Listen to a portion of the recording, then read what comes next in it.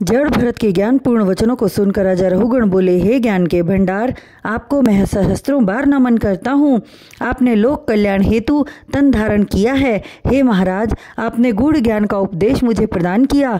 यह आपकी मुझ ज्ञानी पर असीम कृपा है।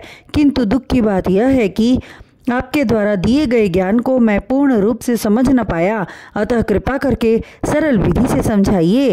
राजा रहुगण के वचनों को सुनकर जड़ भरत बोले, हे राजन, यज्ञ, जप, तप, पूजा पाठ एवं दान करना, सन्यासी होकर वन में चले जाने पर ज्ञान प्राप्त नहीं होता। शुभ कर्मों के करने से मनुष्य अहंकारी हो जाता है।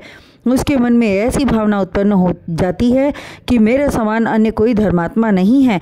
अहंकारवश उसका समस्त ज्ञान नष्ट हो जाता है।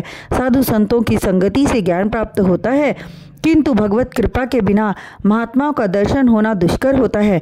तुम्हारी तरह मैं अपने पूर्व जन्म में 7 द्वीपों का राजा था, किंतु मैं राज सिंहासन का त्याग कर वन चला गया और प्रभु श्री नारायण के चरणों का ध्यान करने लगा।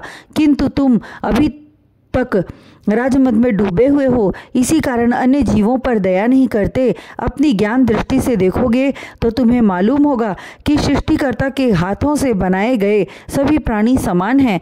अपने सुख के लिए किसी प्राणी को कष्ट देना पूर्ण रूप से अनुचित है। जड़ भरत के मुख से ज्ञान का उपदेश सुनकर राजा रहुगण के मन मस्तिष्क में ज्ञान की ज्योति जल उठी।